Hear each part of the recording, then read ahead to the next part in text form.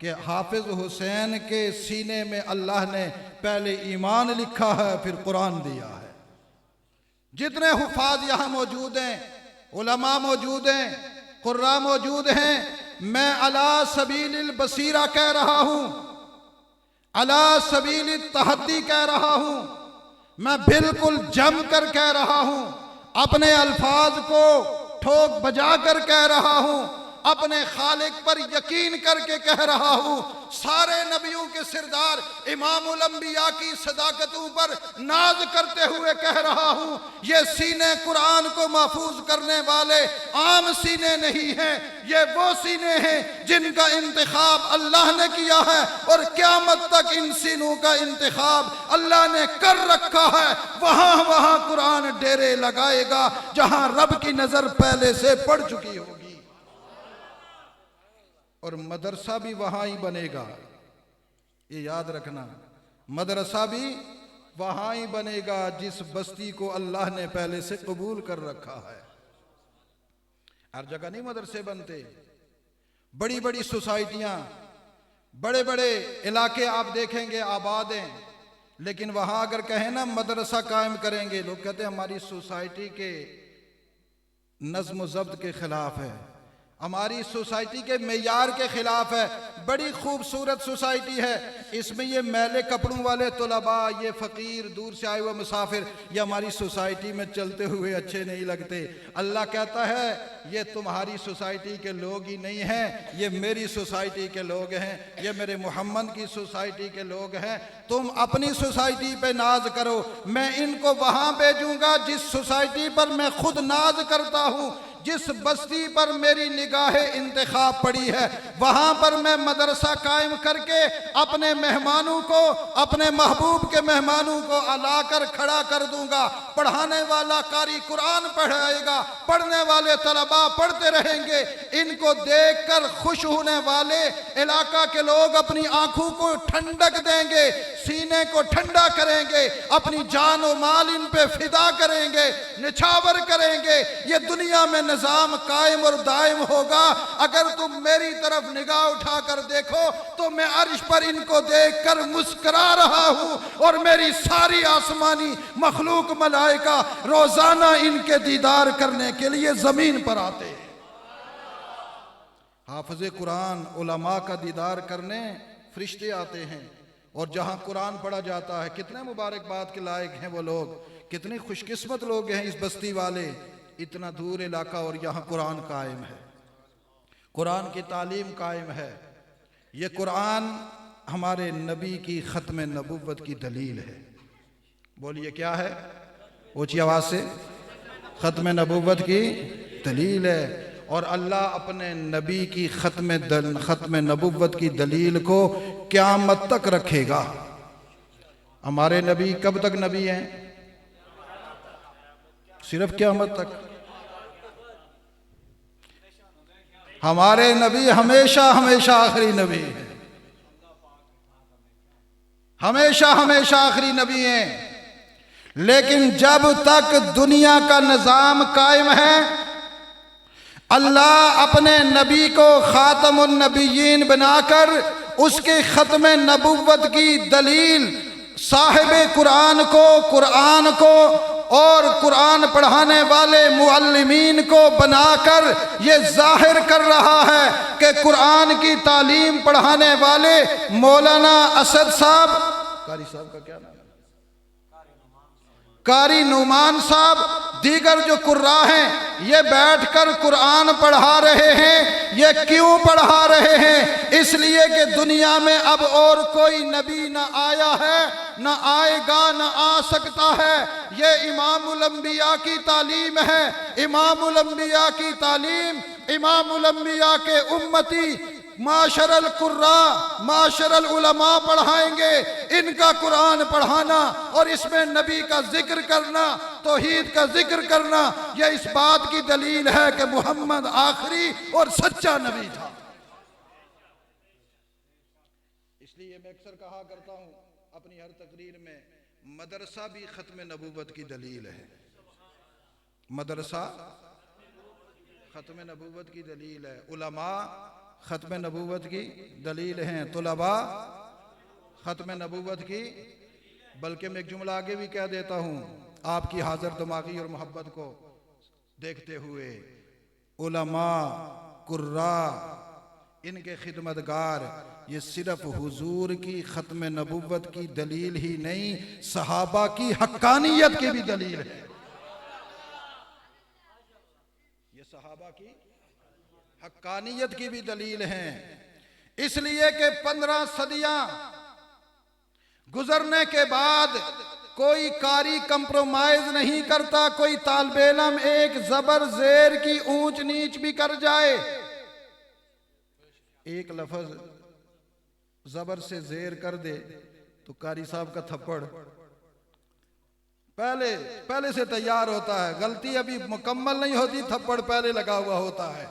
لوگ کہتے ہیں قاری تشدد کرتا ہے بچے پر، رب کہتا نہیں تشدد نہیں کرتا، منہ پہ مارنا اگرچہ جائز نہیں ہے، قاری کو اس لیے اجازت ہے مارنے کی کہ یہ اس لیے نہیں مار رہا کہ اس بچے کی کوئی غلطی ہے، یہ اس لیے مار رہا ہے اگر غلطی سے بھی کوئی قرآن کی زبر زیر میں تبدیلی کر لے، اللہ نے اس کے لیے ایک قانون رکھا ہے، اس کو اللہ کی طرف سے جھٹکا لگتا ہے، ایک تھپڑ لگتا ہے، بچہ سنبھل جاتا ہے کہ میں نے غلطی کی ہے، فوراً صحیح کرتا ہے۔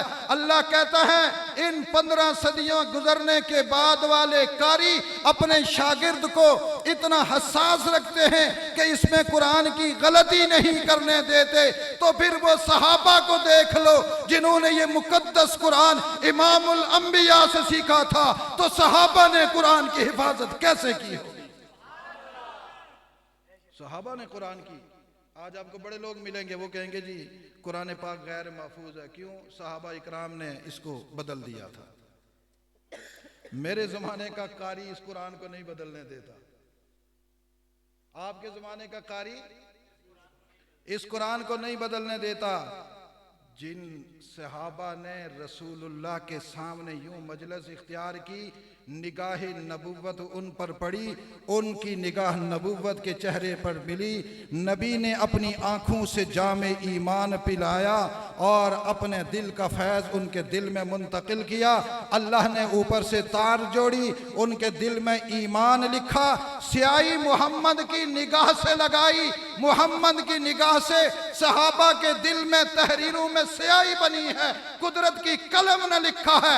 ان کے پاس قرآن کتنا محفوظ ہوگا، وہ قرآن اسی طرح محفوظ تھا، محفوظ ہے، محفوظ رہے گا۔ اس کو محفوظ رکھیں گے تو مدرسے والے رکھیں گے، مدرسوں کے ساتھ معاونین رکھیں گے، کل میدان قیامت ہوگا جہاں صحابہ حضور کے دین کی حفاظت اور قرآن کے محافظین کی صورت میں آئیں گے، ان کے سچے غلام بھی ان کے ساتھ ساتھ وہاں کھڑے ہوں گے۔ اور گلی سکدار والو، اللہ کی قسم اٹھا کر کہتا ہوں، قرآن کی حفاظت اگر تم نے کی جیسے کر رہے ہو، اپنے مال سے، اپنے اخلاقیات سے مدرسے کو تعاون کر رہے ہو، اسی طرح کرتے رہے، کل صحابہ اکرام کے کندھے سے کندھا ملا کر کھڑے ہو، اور صحابہ کا کندھا کہاں ہوگا؟ صحابہ کا کندھا رسول اللہ کے کندھے کے ساتھ ہوگا، کوئی دائیں ہوں گے، کوئی بائیں ہوں گے، کوئی آگے ہوں گے، کوئی پیچھے ہوں گے۔ اللہ کہتا ہے میرا محمد صحابہ کے درمیان اچھا لگتا ہے، صحابہ محمد کے ارد گرد اچھے لگتے ہیں، اور پھر صحابہ کے غلام صحابہ کے ارد گرد اچھے لگتے ہیں۔ میں زمانوں کا فاصلہ نہیں دیکھتا، میں ان کے دل کا کنیکشن دیکھتا ہوں۔ 15 صدیاں بعد بھی جنہوں نے کنیکشن ان سے رکھا ہے، زمانہ سپیٹ کر ان کے حلقے میں شامل کر دوں گا۔ اعلان ہوگا یہ محمد ہیں، یہ اصحاب محمد ہیں، یہ غلامان اصحاب محمد ہیں۔ تختیاں لگی ہوئی ہوں گی، محمد، اصحاب محمد، اور ساتھ کون ہوں گے؟ غلامان۔ کون تم؟ وہ گلی سکدار کے بوڑھے 15 صدیاں بعد آیا تھا، مولانا اسد کے ساتھ ہاتھ پکڑا ہوا جا رہا ہوگا، کیوں آئے ہو صحابہ کی محفل میں؟ جواب نہیں دے گا، رب پہلے جواب دے گا خاموش ہو جا، نظر نہیں آتا؟ اس کے دل کی تار ادھر ملی ہوئی تھی، جن سے ملی ہوئی تھی ان کے حلقے میں کھڑا ہے۔ اور یہ میں تقریر کے الفاظ جذباتی الفاظ یا میں خطیبانہ الفاظ نہیں، میں کوشش کرتا ہوں کہ میں خطیبانہ الفاظ استعمال نہ کروں، ورنہ میں خطیبانہ الفاظ بڑے اچھے جانتا ہوں۔ میں اپنی جوانی میں بڑا عجیب خطیب تھا۔ میں خطیبانہ الفاظ نہیں، میں حقائق پر مبنی الفاظ کو چننا چاہتا ہوں اور چن کر آپ کے دل میں اتارنا چاہتا ہوں۔ اشتہار کا عنوان تھا عظمت قرآن۔ کیا عنوان تھا؟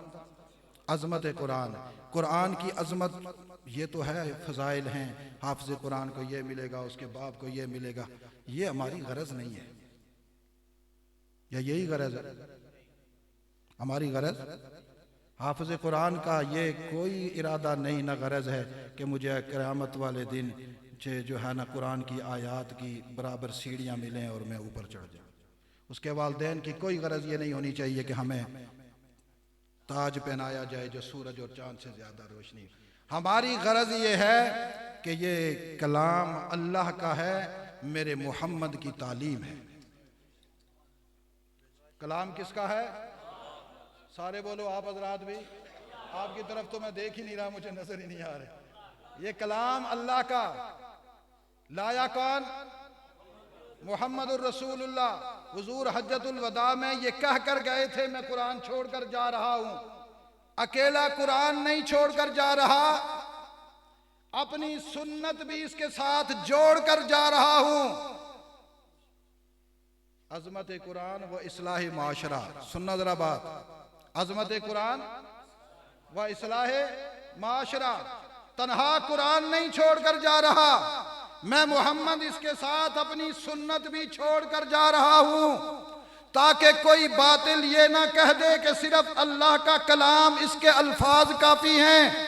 جب تک اس کے ساتھ میں محمد کی سنت موجود نہ ہو، تب تک اس قرآن کی حقانیت ثابت نہیں ہوتی۔ اور محمد کی سنت جب تک صحابہ اکرام کے وجود سے نظر نہ آئے، اس وقت تک محمد کی سنت ثابت نہیں ہوتی۔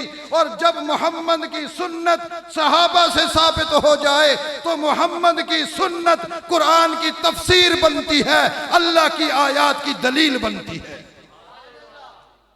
تو ہم یہ مدرسے اس لیے قائم کرتے ہیں تاکہ ہمارے نبی کا قرآن اور سنت محفوظ ہو جائے۔ کیا ہو جائے؟ دجالی افکار کے مالک کہتے ہیں جی مدرسوں کی ضرورت نہیں ہے، مدرسوں کو ذرا جدید کرو۔ یہ آواز سنتے ہیں آپ یا نہیں؟ میرے پڑھے لکھے لوگ بھی بعض دفعہ ہمارے پاس بیٹھ کے کہتے ہیں حضرت اگر مدرسے جدید ہو جائیں تو کیا ہوگا؟ سوال سننا ذرا، وقت زیادہ لگ رہا ہے، ناراض نہیں ہونا، میں آخری بات کر کے بات ختم کرنا چاہتا ہوں۔